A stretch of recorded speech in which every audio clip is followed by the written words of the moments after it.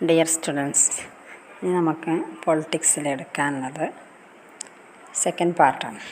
11ാമത്തെ chapter, political theory and introduction, രാഷ്ട്രീയ സിദ്ധാന്തം ഒരു ആമുഖം. ഈ ചാപ്റ്ററിൽ നമ്മൾ പ്രധാനമായിട്ടും കൈകാര്യം ചെയ്യുന്ന കാര്യങ്ങൾ: വാട്ട് ഈസ് പൊളിറ്റിക്സ്, രാഷ്ട്രീയത്തിൻ്റെ അർത്ഥം എന്താണ്, രാഷ്ട്രീയം. അതുപോലെ വാട്ട് ഈസ് പൊളിറ്റിക്കൽ തിയറി, രാഷ്ട്രീയ സിദ്ധാന്തം എന്താണ്. Why do we study politics and political theory, രാഷ്ട്രീയവും രാഷ്ട്രീയ സിദ്ധാന്തവും നാം എന്തിന് പഠിക്കണം. ഇത്രയും കാര്യങ്ങളാണ് നമുക്കതിൽ ചർച്ച ചെയ്യാനുള്ളത്. ആദ്യം നമുക്ക് നോക്കാനുള്ളത് വാട്ട് ഈസ് പൊളിറ്റിക്സ്, എന്താണ് രാഷ്ട്രീയം. Political leaders and persons who conduct elections and hold public offices may argue that politics is a kind of social service. അതായത് രാഷ്ട്രീയ നേതാക്കന്മാരും സ്ഥാനാർത്ഥികളും രാഷ്ട്രീയ പദവികൾ വഹിക്കുന്നവരും രാഷ്ട്രീയത്തെ ഒരു തരത്തിലുള്ള പൊതുസേവനമാണെന്ന് വാദിക്കുന്നു. അതായത് നമുക്ക് രാഷ്ട്രീയം എന്താണെന്ന് ചോദിച്ചാൽ പല അഭിപ്രായങ്ങളാണ് ഉണ്ടാവുക. ഇപ്പോൾ പലരും പല രീതിയിലാണ് അതിനെ വ്യാഖ്യാനിക്കുന്നത്. Some others thinks that politics is the manipulation and tricks made by political leaders to pursue their ambitions and satisfy their needs. അതായത് തങ്ങളുടെ അഭിലാഷങ്ങളും ആവശ്യങ്ങളും സഫലീകരിക്കുന്നതിന് ചിലർ നടത്തുന്ന കൗശലവും ഉപജാപവുമാണ് രാഷ്ട്രീയമെന്ന് മറ്റു ചിലർ കരുതുന്നു. There are people who think that politics is what politicians do. Whenever these people see politicians defecting from parties, making false promises and tall claims, cheating different sections of the society, always pursuing personal or group interests and adopting criminal activities, they connect politics with scams. രാഷ്ട്രീയക്കാർ ചെയ്യുന്നതെല്ലാം രാഷ്ട്രീയമാണെന്ന് കരുതുന്നവരുണ്ട്. രാഷ്ട്രീയക്കാർ കക്ഷി മാറുമ്പോഴും തെറ്റായ വാഗ്ദാനങ്ങൾ നൽകുമ്പോഴും വലിയ അവകാശവാദങ്ങൾ മുഴക്കുമ്പോഴും വ്യത്യസ്ത വിഭാഗങ്ങളെ കബളിപ്പിക്കുമ്പോഴും വ്യക്തിപരമോ അല്ലെങ്കിൽ ഗ്രൂപ്പിൻ്റെയോ താൽപ്പര്യങ്ങൾ പിന്തുടരുമ്പോഴും കുറ്റകൃത്യങ്ങളിലേക്ക് തിരിയുമ്പോഴും അവർ രാഷ്ട്രീയത്തെ തട്ടിപ്പുമായി ബന്ധപ്പെടുത്തുന്നു. In short, people have conflicting views on politics. It is considered as a social service activity and also an undesirable activity. ചുരുക്കത്തിൽ രാഷ്ട്രീയത്തെക്കുറിച്ച് വിരുദ്ധ വീക്ഷണങ്ങളാണ് ജനങ്ങൾക്കിടയിൽ നിലനിൽക്കുന്നത്. അതായത് ജനസേവനമായും തട്ടിപ്പായും അതിനെ വ്യാഖ്യാനിക്കുന്നു. രാഷ്ട്രീയത്തെക്കുറിച്ചുള്ള ഈ വിരുദ്ധ വീക്ഷണങ്ങൾ സ്വാഭാവികമായും ചില ചോദ്യങ്ങൾ ഉയർത്തുന്നുണ്ട്. രാഷ്ട്രീയം അകറ്റി നിർത്തേണ്ട അനഭിലഷണീയമായ ഒരു പ്രവർത്തനമാണോ, അതോ മെച്ചപ്പെട്ടൊരു ലോകത്തിൻ്റെ സൃഷ്ടിക്കായി നാം ഏറ്റെടുക്കേണ്ട ശ്രേഷ്ഠമായൊരു പ്രവർത്തനമാണോ അത്? അപ്പോൾ ഇങ്ങനെയൊക്കെയാണെങ്കിലും ഏതെങ്കിലും തരത്തിലുള്ള രാഷ്ട്രീയ വ്യവസ്ഥയും കൂട്ടായ തീരുമാനങ്ങളും എടുക്കലൊന്നും ഇല്ലാതെ ഒരു സമൂഹത്തിനും നിലനിൽക്കാൻ സാധിക്കില്ല. അപ്പോൾ സമൂഹത്തിൻ്റെ നിലനിൽപ്പിന് ഗവൺമെൻറ് ആവശ്യമാണ്. ജനങ്ങൾ തങ്ങളുടെ നീതിയുക്തമായ ആവശ്യങ്ങൾ നേടിയെടുക്കുന്നത് ഗവൺമെൻറ്റിലൂടെയാണ്. How governments are formed, how governments function, these are the important focus of politics. Some say that politics is the study of government. They establish that politics is the art and science of government. അതായത് ഗവൺമെൻറ്റുകൾ എങ്ങനെ രൂപീകരിക്കപ്പെടുന്നു, അവ എങ്ങനെ പ്രവർത്തിക്കുന്നു എന്നിവയെല്ലാം രാഷ്ട്രീയത്തിൻ്റെ പ്രധാനവും കേന്ദ്രീയവുമായ ഉള്ളടക്കമാണ്. രാഷ്ട്രീയം ഗവൺമെൻറ്റിനെക്കുറിച്ചുള്ള പഠനമാണെന്ന് ചിലർ അഭിപ്രായപ്പെടുന്നു. ഗവൺമെൻറ്റിൻ്റെ കലയും ശാസ്ത്രവുമാണ് രാഷ്ട്രീയമെന്ന് അവർ സമർത്ഥിക്കുന്നു. It is a fact that politics is not confined to the affairs of government alone. State power, government, political theory, etc. are the central subjects of politics. അതായത് രാഷ്ട്രീയം ഗവൺമെൻറ്റിൻ്റെ കാര്യങ്ങളിൽ മാത്രം ഒതുങ്ങി നിൽക്കുന്ന ഒന്നല്ല. രാഷ്ട്രം, അധികാരം, ഭരണം, രാഷ്ട്രീയ സിദ്ധാന്തങ്ങൾ തുടങ്ങിയവയെല്ലാം രാഷ്ട്രീയത്തിൻ്റെ കേന്ദ്ര വിഷയങ്ങളാണ്. ഇനി നമുക്ക് നോക്കാനുള്ളത് വാട്ട് ഈസ് പൊളിറ്റിക്കൽ തിയറി? എന്താണ് രാഷ്ട്രീയ സിദ്ധാന്തം? Political theory or political philosophy plays an important role in formulating our life. രാഷ്ട്രീയ സിദ്ധാന്തം അഥവാ രാഷ്ട്രീയ ദർശനം നമ്മുടെ ജീവിതത്തെ രൂപപ്പെടുത്തുന്നതിൽ ഒരു പ്രധാന പങ്ക് വഹിക്കുന്നു. എല്ലാ ഗവൺമെൻറ്റുകൾക്കും എല്ലാ സമൂഹങ്ങൾക്കും രാഷ്ട്രീയ സിദ്ധാന്തങ്ങൾ ഉണ്ട്. അവ ഭരണാധികാരികളെയും പൗരന്മാരെയും സ്വാധീനിക്കുന്നു. നയരൂപീകരണത്തിലും തീരുമാനമെടുക്കുന്നതിലും അത് നിർണായക സ്വാധീനം ചെലുത്തുന്നു. ഇഷ്ടപ്പെട്ടാലും ഇല്ലെങ്കിലും രാഷ്ട്രീയ സിദ്ധാന്തം ജീവിതത്തിലെ ഒരു യാഥാർത്ഥ്യമാണ്. അത് പഠിക്കുന്നതിന് നമുക്ക് വളരെയധികം നേട്ടങ്ങളുണ്ട്. Political theory analyses certain basic questions. How the society should be organized.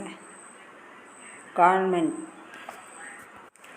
What is the necessity of a government? What is the best form of government? Do laws restrict our liberty? What is the duty of a government towards the citizens? As a citizen, what are our mutual duties? Political theory examines all these questions. അതായത് രാഷ്ട്രീയ സിദ്ധാന്തം ചില അടിസ്ഥാന ചോദ്യങ്ങൾ വിശകലനം ചെയ്യുന്നു. സമൂഹം എങ്ങനെ സംഘടിപ്പിക്കപ്പെടണം? ഗവൺമെൻറ്റുകൾ ആവശ്യമാണോ? ഏറ്റവും നല്ല തരം ഗവൺമെൻറ് ഏതാണ്? നിയമം നമ്മുടെ സ്വാതന്ത്ര്യത്തെ പരിമിതപ്പെടുത്തുന്നുണ്ടോ? രാഷ്ട്രത്തിന് പൗരന്മാരോടുള്ള കടമ എന്താണ്? പൗരന്മാരെന്ന നിലയിൽ നമുക്ക് പരസ്പരമുള്ള കടമകൾ എന്താണ്? ഇത്തരം ചോദ്യങ്ങളാണ് രാഷ്ട്രീയ സിദ്ധാന്തം വിശകലനം ചെയ്യുന്നത്. ഇനി നമുക്ക് രാഷ്ട്രീയ സിദ്ധാന്തം എന്താണെന്ന് വ്യക്തമാക്കി നോക്കാം.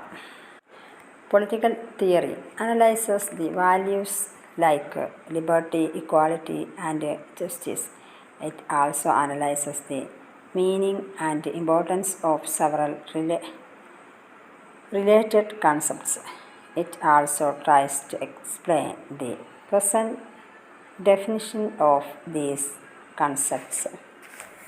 രാഷ്ട്രീയ ജീവിതത്തിലെ മൂല്യങ്ങളായ സ്വാതന്ത്ര്യം, സമത്വം, നീതി എന്നിവയെക്കുറിച്ച് രാഷ്ട്രീയ സിദ്ധാന്തം വിചിന്തനം ചെയ്യുന്നു. കൂടാതെ ഇവയുടെയും മറ്റു ബന്ധപ്പെട്ട സങ്കല്പങ്ങളുടെയും അർത്ഥവും പ്രാധാന്യവും അത് വിശദീകരിക്കുന്നു. ഈ സങ്കല്പങ്ങളുടെ നിലവിലുള്ള നിർവചനങ്ങളെ വ്യക്തമാക്കാനും അത് ശ്രമിക്കുന്നു.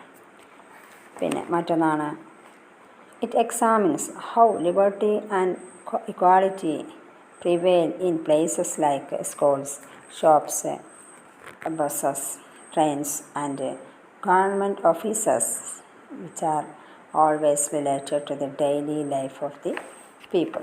അതായത് നമ്മുടെ നിത്യജീവിതത്തിൻ്റെ ഭാഗമായ വിദ്യാലയങ്ങൾ, കടകൾ, ബസ്സുകൾ, ട്രെയിനുകൾ, ഗവൺമെൻറ് ഓഫീസുകൾ എന്നിവയെപ്പോലുള്ള സ്ഥാപനങ്ങളിൽ സ്വാതന്ത്ര്യവും സമത്വവും എത്രമാത്രം നിലനിൽക്കുന്നുണ്ടെന്നും രാഷ്ട്രീയ സിദ്ധാന്തം പരിശോധിക്കുന്നു.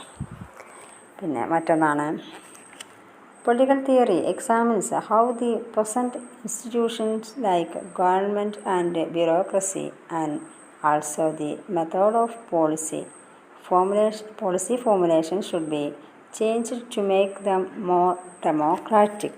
അതായത് നിലവിലുള്ള സ്ഥാപനങ്ങളും ഗവൺമെൻറ്, ബ്യൂറോക്രസി തുടങ്ങിയവയ്ക്കാണ് നിലവിലുള്ള സ്ഥാപനങ്ങൾ എന്നുകൊണ്ട് ഉദ്ദേശിച്ചത്. അപ്പം നിലവിലുള്ള സ്ഥാപനങ്ങളും നയസമ്പ്രദായങ്ങളും കൂടുതൽ ജനാധിപത്യപരമാകുന്നതിന് എങ്ങനെ ഭേദഗതി ചെയ്യണമെന്ന് രാഷ്ട്രീയ സിദ്ധാന്തം പരിശോധിക്കുന്നു. മറ്റൊന്നാണ് the ultimate aim of political theory is to train the citizens to think reasonably about political problems and to evaluate the contemporary political developments. രാഷ്ട്രീയ പ്രശ്നങ്ങളെക്കുറിച്ച് യുക്തിപരമായി ചിന്തിക്കാനും സമകാലിക രാഷ്ട്രീയ സംഭവങ്ങളെ വിലയിരുത്താനും പൗരന്മാരെ പരിശീലിപ്പിക്കുക എന്നതാണ് രാഷ്ട്രീയ സിദ്ധാന്തത്തിൻ്റെ ലക്ഷ്യം. അപ്പോൾ ഇത്രയാണ് രാഷ്ട്രീയ സിദ്ധാന്തം എന്നതുകൊണ്ട് ഉദ്ദേശിക്കുന്നത്. ഇനി നെക്സ്റ്റ് നമുക്ക് നോക്കാനുള്ളത് what do we study in political theory? രാഷ്ട്രീയ സിദ്ധാന്തത്തിൽ നാം എന്താണ് പഠിക്കുന്നത്? രാഷ്ട്രീയ സിദ്ധാന്തത്തിൽ പഠിക്കുന്ന കാര്യങ്ങൾ. Political theories do not emerge all on a sudden. The ideas of political theories emerged through the debates and studies made by several thinkers from time to time. The theories and principles of philosophers like Kaudilya, Aristotle, Rousseau, Marx, Gandhiji, and Dr. Ambedkar helped the development of political theory. ഇപ്പോൾ രാഷ്ട്രീയ സിദ്ധാന്തം എന്ന് പറയുന്നത് വളരെ പെട്ടെന്ന് ഉയർന്നു വന്ന ഒന്നല്ല. അനേകം ചിന്തകന്മാർ കാലാകാലങ്ങളിൽ നടത്തിയ ചർച്ചകളിലൂടെയും പഠനങ്ങളിലൂടെയുമാണ് രാഷ്ട്രീയ സിദ്ധാന്തത്തിൻ്റെ ആശയങ്ങൾ ഉരുത്തിരിഞ്ഞ് വന്നിട്ടുള്ളത്. അതായത് കൗഡില്യൻ, അരിസ്റ്റോട്ടിൽ മുതൽ റൂസോ വരെയുള്ളവർ, മാർക്സ്, ഗാന്ധിജി, ഡോക്ടർ അംബേദ്കർ തുടങ്ങിയ ചിന്തകന്മാരുടെ ആശയങ്ങളും സിദ്ധാന്തങ്ങളും രാഷ്ട്രീയ സിദ്ധാന്തത്തിൻ്റെ വളർച്ചയെ സഹായിച്ചിട്ടുണ്ട്. Even in the 5th century BC, Plato and Aristotle discussed with their students whether monarchy or democracy was better. BC 5-ാം നൂറ്റാണ്ടിൽ തന്നെ പ്ലാറ്റോയും അരിസ്റ്റോട്ടിലും രാജവാഴ്ചയാണോ ജനാധിപത്യമാണോ കൂടുതൽ മികച്ചതെന്ന ചോദ്യം അവരുടെ ശിഷ്യരുമായിട്ട് ചർച്ച ചെയ്തിരുന്നു. In the modern period, it was Rousseau who first argued that freedom is the fundamental right of mankind. His declaration that man is born free influenced the whole world. ആധുനിക കാലഘട്ടത്തിൽ സ്വാതന്ത്ര്യം മാനവരാശിയുടെ മൗലികാവകാശമാണെന്ന് ആദ്യമായിട്ട് വാദിച്ചത് റൂസോ ആണ്. മനുഷ്യൻ സ്വതന്ത്രനായാണ് ജനിക്കുന്നതെന്ന് അദ്ദേഹം വാദിക്കുന്നു. Karl Marx argued that equality is also as important as liberty. സ്വാതന്ത്ര്യത്തെ പോലെ തന്നെ പ്രധാനമാണ് സമത്വമെന്ന് മാർക്സ് വാദിക്കുന്നു. ഇനി നമുക്ക് രാഷ്ട്രീയ സിദ്ധാന്തത്തിൽ എന്തൊക്കെയാണ് പഠിക്കുന്നതെന്ന് നോക്കാം. അതായത് രാഷ്ട്രീയ സിദ്ധാന്തം എന്തെല്ലാം കാര്യങ്ങളാണ് കൈകാര്യം ചെയ്യുന്നതെന്ന് നോക്കാം. Political theory deals with the ideas and principles which give shape to constitution, governments and social life. ഭരണഘടനകൾ, ഗവൺമെൻറ്റുകൾ, സാമൂഹ്യ ജീവിതം എന്നിവയ്ക്ക് രൂപം നൽകുന്ന ആശയങ്ങളും തത്വങ്ങളുമാണ് രാഷ്ട്രീയ സിദ്ധാന്തം കൈകാര്യം ചെയ്യുന്നത്.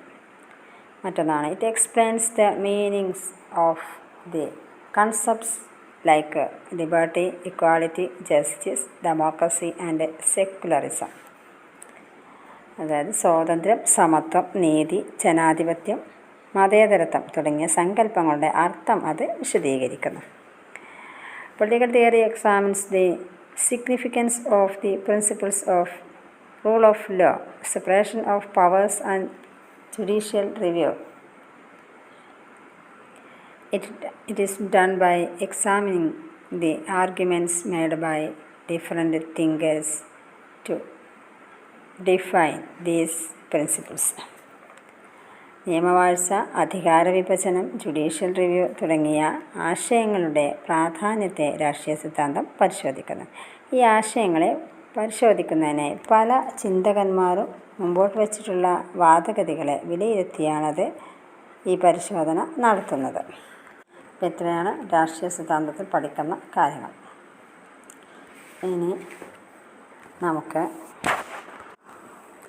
സ്വാതന്ത്ര്യം കൈവരിക്കുകയും ജനാധിപത്യം നടപ്പിലാക്കുകയും ചെയ്ത ഇന്ത്യയിൽ രാഷ്ട്രീയ സിദ്ധാന്തത്തിൻ്റെ വിശകലനങ്ങൾക്ക് എന്തെങ്കിലും പ്രസക്തിയുണ്ടോ എന്ന ചോദ്യം ഇവിടെ ഉയർന്നേക്കാം. ഇന്ത്യയെ സംബന്ധിച്ചിടത്തോളം രാഷ്ട്രീയ സിദ്ധാന്തത്തിന് വളരെയധികം പ്രസക്തി നിലനിൽക്കുന്നു. അപ്പോൾ എന്തുകൊണ്ടാണെന്ന് നമുക്ക് പരിശോധിച്ച് നോക്കാം. Doubts may arise about the relevance of the analysis of political theories in a state like India, which has already attained freedom and implemented democracy. As far as India is concerned, political theory has more relevance. We have to study many things from it. Let us examine the reason for it. Even though India is free and independent, questions regarding liberty and equality have not ceased. India സ്വതന്ത്രമായെങ്കിലും സ്വാതന്ത്ര്യവും സമത്വവുമായി ബന്ധപ്പെട്ട പ്രശ്നങ്ങൾ ഇനിയും അവസാനിച്ചിട്ടില്ല. ഇതിന് വ്യക്തമായ കാരണങ്ങളുണ്ട്. സ്വാതന്ത്ര്യം, സമത്വം, ജനാധിപത്യം എന്നിവയുമായി ബന്ധപ്പെട്ട പ്രശ്നങ്ങൾ സാമൂഹ്യ ജീവിതത്തിൻ്റെ അനേക മേഖലകളിലാണ് ഉയർന്നു വന്നിട്ടുള്ളത്. പല മേഖലകളിലും പല ഘട്ടങ്ങളിലായാണ് അവ നടപ്പിലാക്കപ്പെടുന്നത്. Secondly, Indian constitution guarantees freedom to the people, but freedom and other concepts in the constitution are subject to new interpretations.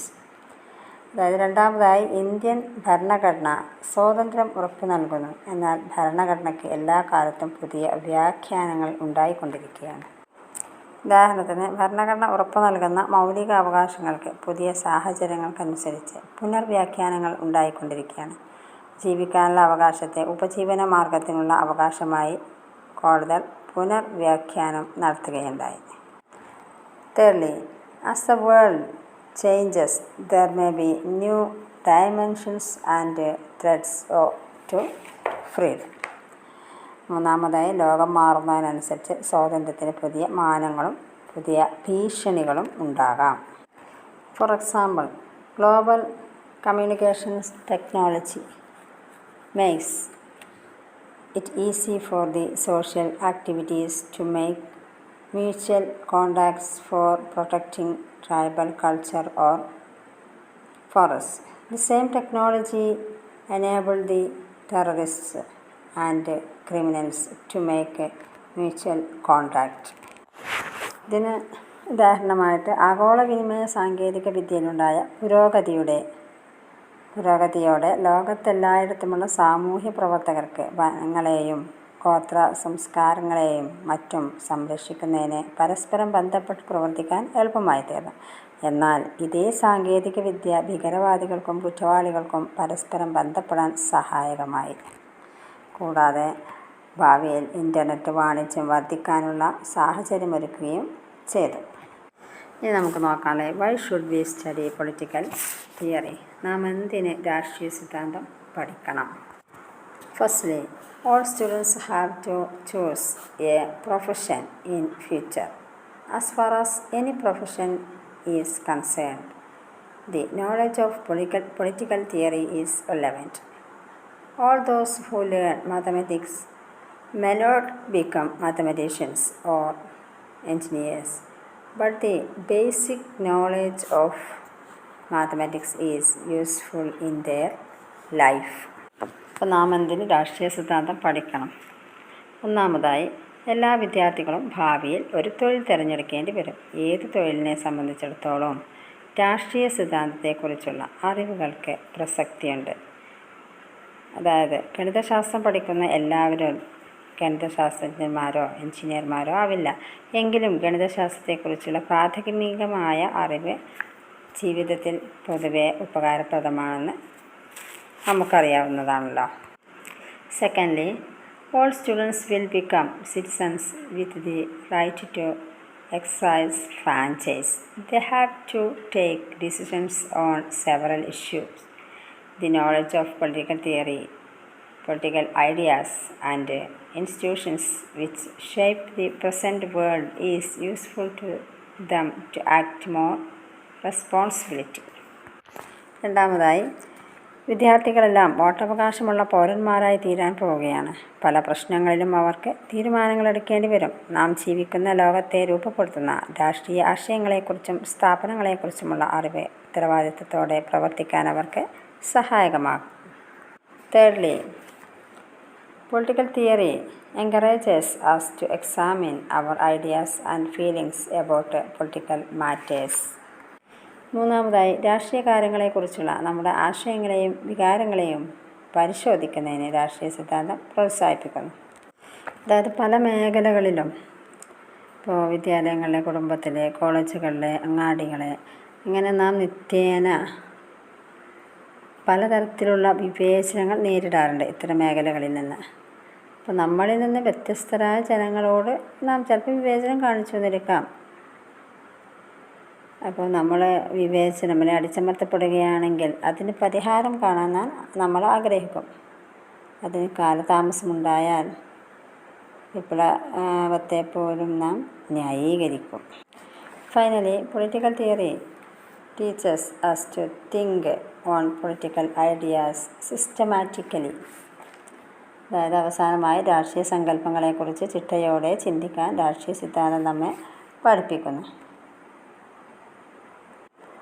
വിദ്യാർത്ഥികൾ സംവാദങ്ങളും പ്രസംഗങ്ങളും ആസ്വദിക്കുന്നു. ഏതാണ് ശരി, ഏതാണ് തെറ്റ്, ഏതാണ് നീതി, ഏതാണ് അനീതി എന്നിവയെക്കുറിച്ച് അവർക്ക് സ്വന്തമായ അഭിപ്രായങ്ങളുണ്ടായേക്കാം. എന്നാൽ അത് യുക്തിപരമാണോ അല്ലയോ എന്ന് നമുക്കറിയില്ല. മറ്റുള്ളവയുമായി വാദപ്രതിവാദങ്ങൾ നടത്തുമ്പോഴാണ് അവയെ സംരക്ഷിക്കേണ്ടതിൻ്റെ ആവശ്യകത നാം മനസ്സിലാക്കുന്നത്. അതായത് നീതി, സമത്വം എന്നീ രാഷ്ട്രീയ സങ്കല്പങ്ങളെക്കുറിച്ച് ചിട്ടയോടെ ചിന്തിക്കാൻ രാഷ്ട്രീയ സിദ്ധാന്തം നമ്മെ പഠിപ്പിക്കുന്നു. ഇത്രയാണ് രാഷ്ട്രീയ സിദ്ധാന്തത്തിൽ പഠിക്കുന്ന കാര്യങ്ങൾ. ഇനി ഇത്രയാണ് ഈ ചാപ്റ്ററിൽ ഉള്ളത്. ഓക്കെ.